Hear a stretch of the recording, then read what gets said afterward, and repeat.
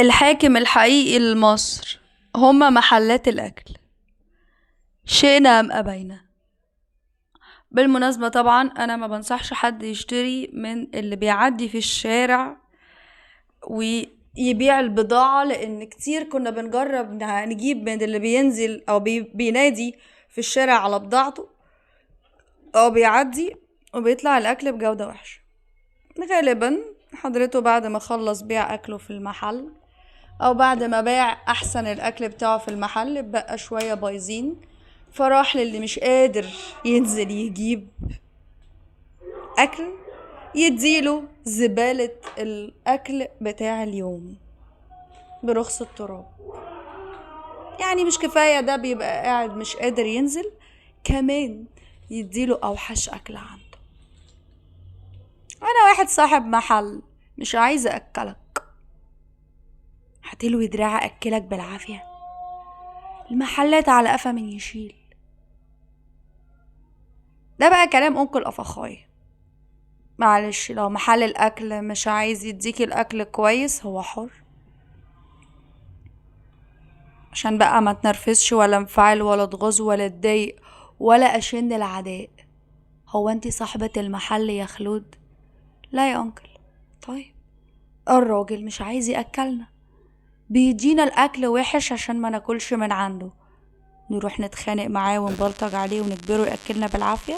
هو مش بكبر، هو اول محل؟ لا هو اول محل ولا اخر محل في الدنيا. بالمنطق ده 3-4 سنين قطعنا محلات الاكل في المنطقة بالكامل. طبعا المرتب الشهري او المبلغ الشهري اللي بيروح لهم ابتدى ما يروح لهمش، فابتدوا يتضايقوا. هو انا مش كنت باجي اكل من عندك واكتر من مرة تديني الحاجة وحشة واتكلم ومفيش فايدة؟ هو مطلوب مني كنت استنى الاكل يفضل وحش لحد امتى؟ 3 و4 سنين رحنا نجيب اكل من منطقة تانية. يعني ايه حضرتك صاحب مكان بتقدم الجودة قدر الامكان عشان ترضي الزباين، وزبون قرر يروح لحد غيرك فتتضايق منه او تتخانق معاه؟ الزبون دايما على حق، الزبون هيدور على الحاجة المهمة بالنسبة له، الحاجة الكويسة ليه. اشترى من حد غيرك، فين المشكلة حضرتك؟ كفر لا سمح الله، خسرت النهاردة المرة الجاية تكسب. هو راح جاب من غيرك، حسنت منتجك علشان خاطر لما يجي يلاقي حاجة افضل من اللي قبلها فيندم انه راح لغيرك قبل كده. لا، انا كان عندي تعليق المرة اللي فاتت، المرة دي انت احسن، ربنا يوفقك. بالادب والاخلاق. اصحاب المحلات في مصر هي الحكم. قلنا قبل كده شرطة وجيش مصر اصحاب الاراضي الزراعية. مصر مقسومة 3، شرطة وجيش هم اصحاب الاراضي، وطبعا هم هياكلوا منها هم واهاليهم وقرايبهم وبس. الناس اللي متعلمين او اللي تعليمهم بسيط واصحاب اراضي برضو، ومزارعين على فلاحين على اي مكانوا في البلد، برضو عندهم اراضي وبيبيعوا الاكل بتاعهم. التالت بتاعهم مين؟ الاخير الراجل اللي داخل يستثمر، جايلك من بره فبيقلب عيشه في منتجات بيعرضها في السوق بتاعك. الحمد لله ان ال3 موجودين. بتاع الشرطة والجيش هياكل من ارضه وربنا يبعدنا عنه ويبعده عننا، مش عايزين منه حاجة، ولا احنا نتنطط مش هيدينا من ارضه الا بمزاجه. امين. الا اذا كان لا ليك قرايب بقى في الشرطة والجيش، اما بالنسبة واصحاب اراضي في نفس الوقت. اما بالنسبة للناس العلوي اللي ذوي سلطة واللي معاهم فلوس واغنياء وعندهم اراضي كتير او تعليمهم بسيط وتعليمهم عالي، الناس اللي معاها واللي معاها بس على قده برضو، بس عندهم اراضي وفاتحين محلات ومطاعم بدا، انت ونصيبك معاهم. رضيوا يأكلوك خير وبركة زي ما هم عايزين، ما رضيوش خلاص براحته. خش على الفرع التالت، ربنا يبارك له ان هو قاعد في البلد، والله ربنا يعينه. وده بقى اللي داخل يستثمر، ده طالع لا داخلك من بره، ملوش دعوة بحد بقى. عمل براند اكل في بلده حلو وجميل، بقى منافس، بقى يروح للعالم كله، فراح جايبه على مصر. ده داخله ولا طالع له، هو يا اما بيستثمر، يا اما بيوسع استثماراته، يا اما بيجرب لك منتجه واكله، يا اما الحمد لله انه موجود عشان خاطر لو اهل بلدك مرضوش ياكلوك يبقى هو موجود ياكلك، ولا تموت من الجوع.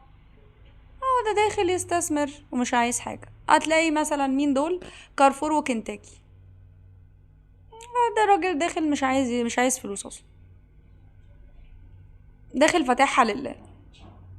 ما هو الاسعار في كارفور وكنتاكي بناء على الضرايب اللي بتتفرض عليه من الدولة المصرية، مش بمزاجه. هو هيسكت وهيحط لسانه بقه، ان كان بتاع الامارات ولا بتاع امريكا. مصر قالت ايه وينفذ. والله حضرتك الناس بتيجي تاكل من عندنا، هتحط علينا ضرايب، عينينا حاضر مفيش مشكلة يا جماعة، يا اللي بتاكلوا من عندنا والله ضرايب قد كده، واحنا والله يعني احنا على الله، يعني احنا جايين من بره ناكلكم ومش واخدين ولا طالعين من ده، كمان هندفع ضرايب؟ لا ادفعوها انتوا معلش. وعندهم حق، ما هم مش داخل لهم ولا طالع لهم ولا مستفيدين. راح عامل ايه؟ ادالك.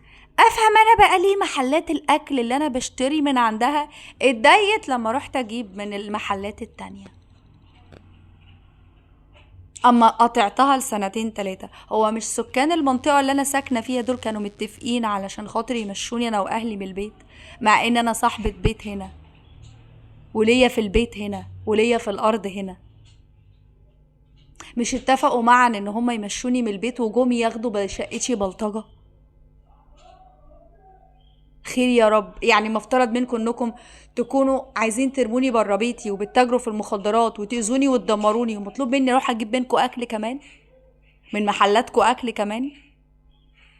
تجار مخدرات وبلطجية وهاتكر اعراض وقتالين قتلة وفاتحين محلات غسيل اموال، والبوليس عارف وما يهموش لا عرضك ولا حياتك، بس نصيبك انك ساكنة معاهم. يمنعوا؟ لا، المشكلة مش في كده، المشكلة في البلطجة على اللي بيجي يجيبلك اكل من بعيد، من المحلات اللي بعيدة عنهم. خير يا ربنا. هو مطلوب مننا ان احنا نديكوا فلوسنا ال 24 ساعة؟ اللي ورانا واللي قدامنا واللي معانا كله ايه؟ ان اسفهناكم؟ انا معرفكمش. ايه يعني جيراننا؟ ايه يعني ناس في المنطقة وجيران؟ اعمل لكم ايه؟ عليكي بقى لو ديليفري واحد من الدليفرية اللي كانوا بيوصلوا لي من 3-4 سنين ينطق ان كان حد اعترض واخد منه اكل او فلوس، لما يدوبك ماكدونالدز داخله بالصدفه البحته فرع سموحه اطلب اوردر، فبكلم اخويا في التليفون وانا داخله وبقول له مش عارفه ماكدونالدز ما بقوش يجوا يجيبوا لنا ليه. فلقيت اللي موجود على الباب بيسالني يا فندم هو حضرتك مين اللي ما بيوصلكيش؟ حضرتك ساكنه فين؟ قلت له ساكنه في شركه الكتان الراس السوداء. والله يا فندم بصراحه اللي بيجي عندكم يا بيتسرق يا بيتاخد فلوسه، يا يتاخد منه الاكل يا الفلوس، عشان كده منعنا الدليفرية يديوا منطقة الراس السوداء خالص. تخيل مطعم من اشهر المطاعم الامريكاني في البلد في العالم يروح يوصل اكل في منطقة يتبلطج على الدليفري. طب دي سياسات امريكا كدولة مع اسرائيل وفلسطين.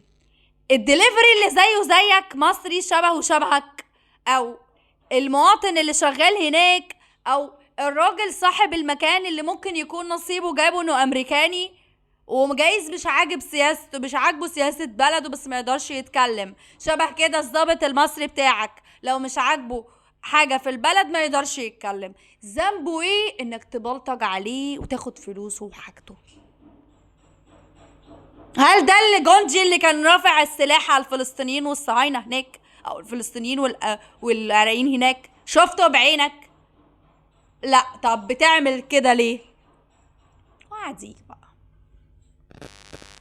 تخيل انت قاعد في منطقة مش عارف تاكل بسبب ان المنطقة مش عايزة تأكلك، صاحب المحل مش عايز يأكلك، براحته.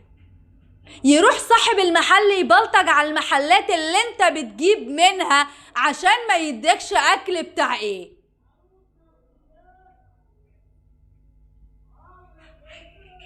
وبتاع المحل ممكن ما يقولكش ان في حد بيبلطج عليه عشان ما يجيبلكش اكل. اللي ما نطق الا بتاع ماكدونالدز بقى. طبعا انت مجبر. ليه وليه انت قاعد في البيت هنا الحاجة بتجيلك لحد عندك؟ يا نعم، خير، انا حر والله، انا عايز حاجتي تجيلي لحد عندي، مش عايز انزل اجيبها. خير، مالك؟ نعم. زعلان ليه انت؟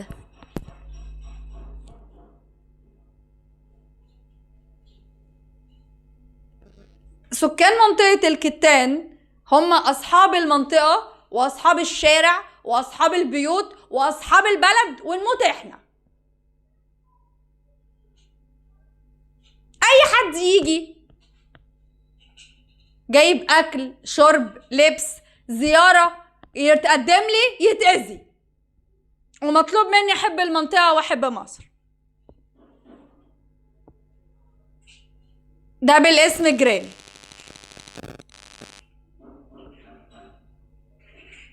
انت واحد تاجر مخدرات فاتح سوبر ماركت او مطعم، انت حر، وانا مش عايز اشتري منك عشان انا حر. تروح تبلطج على صاحب المحل اللي انا بجيب منه اكل بتاع ايه؟ ده كله كوم، واللي يجي يمثل عليه ان هو بيرتبط بيكي كوم تاني، رايح يدور على محلات الاكل اللي بتاكلي منها فين عشان يرزل عليها ما تاكلكيش.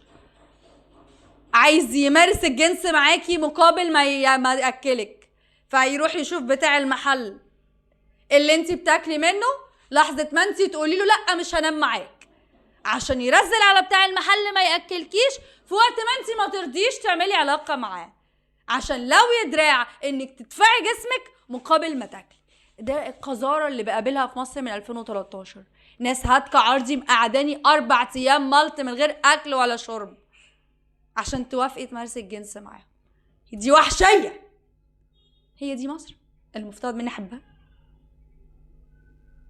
انا مش هسامح في اللي حصل لي، ولا هسامح اللي اذاني، ولا هوافق باللي حصل لي، ولا هسامح شرطه وجيش مصر انها سمحت ان ده يحصل لي، ولا هعمل مصر حلو، ولا هعمل لمصر حاجه عدله بسبب ان ده جرالي. تتهدى على دماغكم، اسرائيل تقصفها بالصواريخ، تتقتلوا تموتوا، يجرالكوا اللي يجرالكوا، بره عني. مش قله تقدير ولا عدم قدره، قادره انجح وقادره اعمل كتير لمصر، مصر اللي مش عايزاني وانا كمان مش عايزاها.